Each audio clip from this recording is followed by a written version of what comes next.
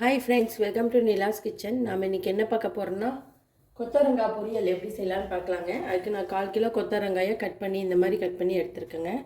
அதுக்கு தண்ணியில் போட்டு வாஷ் பண்ணி கொஞ்சமாக ஒரு சிட்டிகை மஞ்சத்தூளும் கல்லுப்பு கொஞ்சம் போட்டுக்கிறேன். கொத்தவரங்காய் நல்லா கொதித்து ஒரு முக்கால் தான் வேகணுங்க. நமக்கு காய் வெந்ததுக்கப்புறம் பார்க்கலாம். காய் நல்லா வெந்துருச்சுங்க. இப்போ நான் ஆஃப் பண்ணிட்டேன். இது வடிகட்டி வச்சுக்கலாம், தாளிக்கும் போது காமிக்கிறேன். பாருங்கள், கடாயில் நான் ஒரு ஆயில் அதிகமாக வேணாம், 1.5 டேபிள் ஸ்பூன் ஊற்றுங்க. ஆயில் நல்லா காயிட்டுங்க. இப்போது இந்த பொரியலுக்கான மசாலா ரெடி பண்ணிடலாம். நம்ம ஆயில் காயிட்டோம். அதுக்குள்ளே நான் நிலக்கடலை ஒரு கையளவு எடுத்துருக்கேங்க. இது கூட 2 வரமிளகாயை போட்டு அரைச்சிக்கலாம். பொறுன்னு அரைச்சி எடுத்துக்கோங்க. பாருங்கள், ஆயில் நல்லா காஞ்சிடுச்சு. இந்த ஸ்டேஜில் கடுகு ஒரு 1/2 டேபிள் ஸ்பூனு, சின்ன டேபிள் ஸ்பூன் நான் சொல்கிறதுங்க. சீரகம் ஒரே ஒரு சிட்டிகை,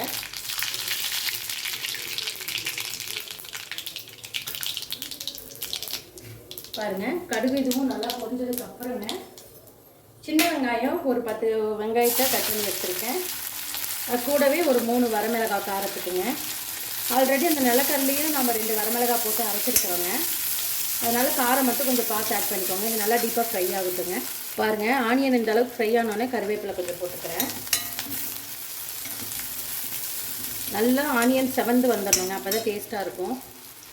பாருங்கள், ஆனியன் நல்லா ஃப்ரை ஆகிடுச்சு. இப்போ நான் கொத்தவரங்காய் வேக வச்சதை இதில் போட்டுக்கிறேன்.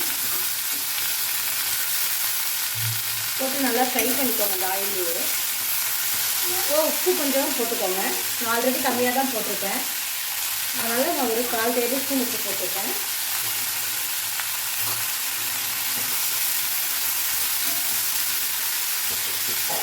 இது நல்லா ஆயிலில் ஒரு 5 நிமிஷம் ஃப்ரை ஆகட்டும், ஒரு 2 நிமிஷம்.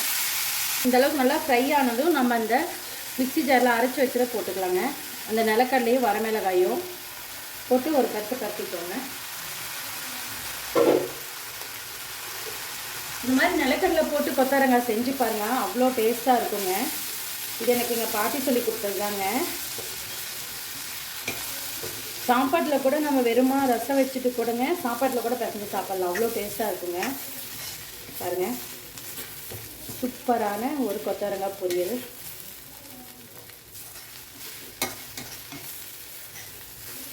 பாருங்கள்,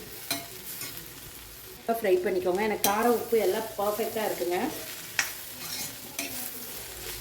ஒரு 2 நிமிஷம் அந்த ஹீட்லேயே இருக்கட்டுங்க. பாருங்கள், அவ்வளோதாங்க. சூப்பரான ஒரு கொத்தவரங்காய் பொரியல் நமக்கு ரெடி ஆயிடுச்சு. நீங்களும் இந்த மாதிரி ட்ரை பண்ணி பார்த்துட்டு மறக்காமல் எனக்கு கமெண்ட் பண்ணுங்கள்.